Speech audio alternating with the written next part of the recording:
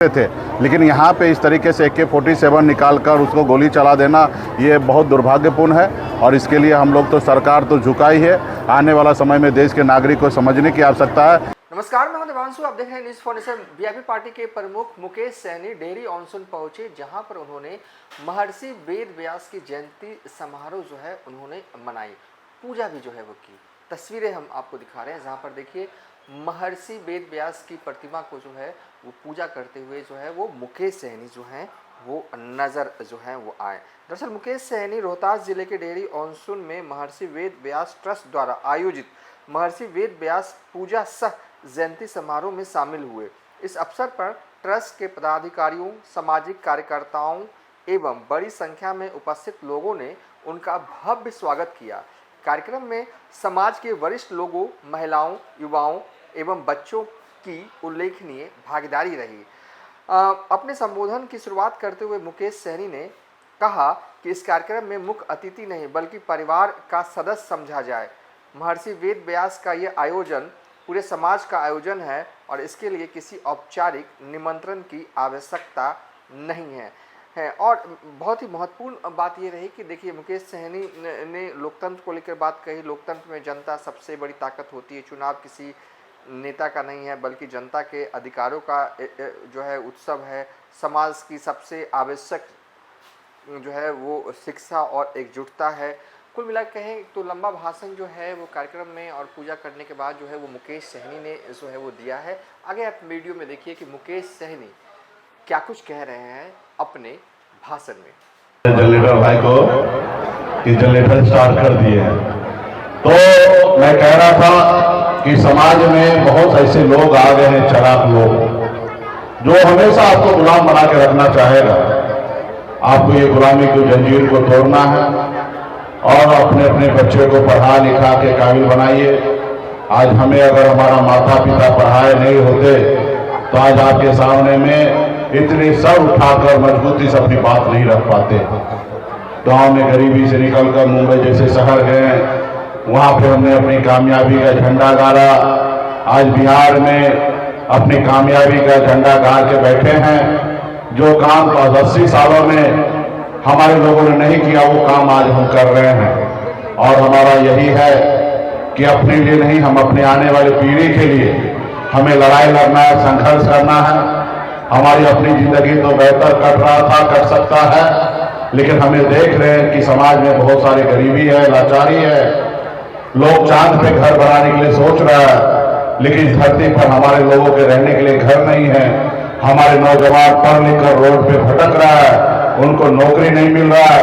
हमारे किसान का जो रेट मिलना चाहिए अनाज का, उसको सही अनाज का रेट नहीं मिल रहा है। और देश में कुछ लोग जो है सिर्फ सत्ता में बैठे रहने के लिए, कुर्सी में बैठे रहने के लिए एक तरह तरह के लोगों को परेशान किया जा रहा है।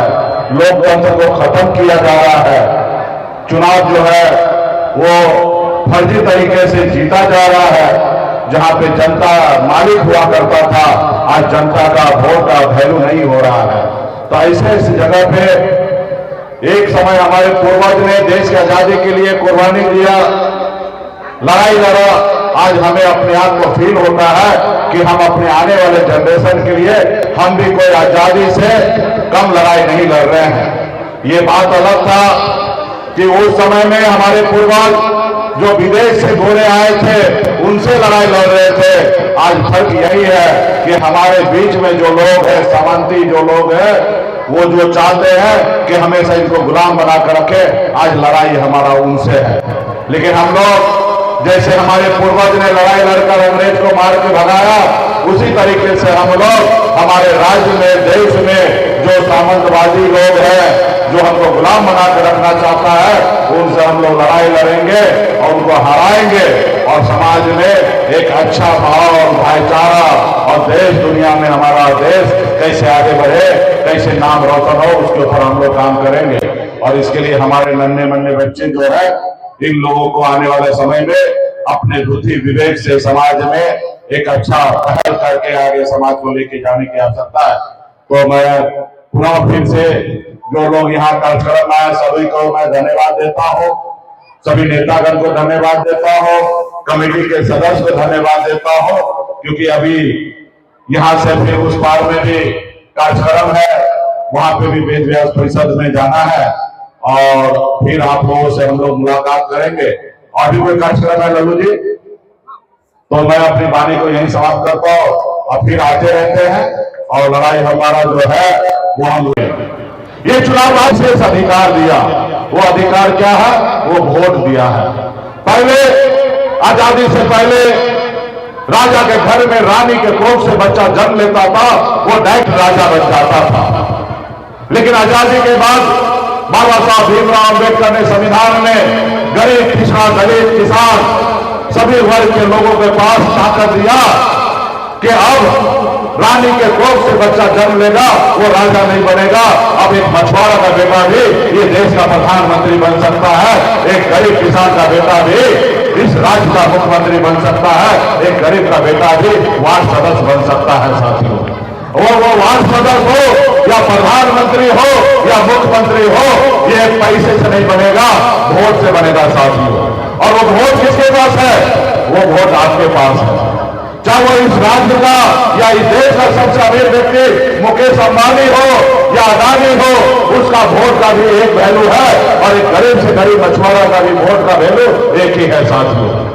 और आपके पास ताकत दिया है कि नेता अच्छा काम ना करे तो 5 साल में बदलने का मौका आपके पास है। ये मौका किसी बड़े से बड़े उद्योगपति हो या बड़े से बड़े नेता, उसके पास ये ताकत नहीं है, ये ताकत आपके पास है। इसलिए चुनाव जो होता है वो जनता के लिए होता है और चुनाव में पद पर, पावर पे वही आदमी बैठना चाहिए जो कुछ काम कर सके। अगर काम न कर सके, ऐसे लोगों को सत्ता में बैठने का कोई अधिकार नहीं है, उसको कुर्सी पर बैठने का कोई जरूरत नहीं है। जैसे हमारे धर्मेंद्र प्रधान जी भारत सरकार के केंद्रीय मंत्री थे, शिक्षा मंत्री, लेकिन उनके रहते हुए ना जाने सैकड़ों बार पेपर लीक हुआ, जिसके कारण इस देश में कई व्यवस्था बदल गया, कई हमारे नौजवान आत्महत्या तक कर लिया।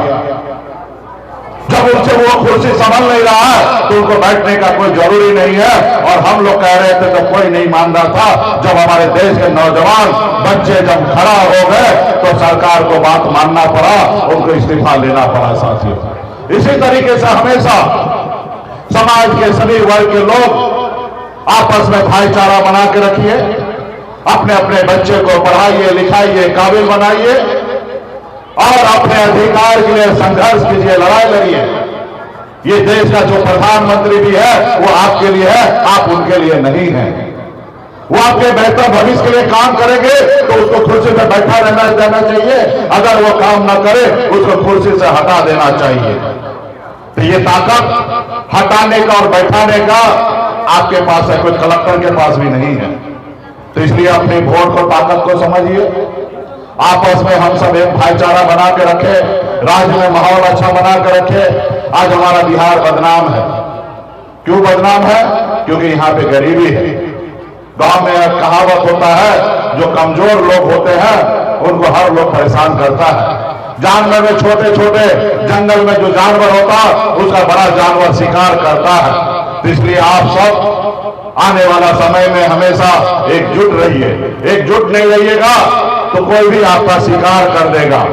आप देखते होंगे पक्षी भी आसमान में उड़ता है तो एक झुंड बना के उड़ता है।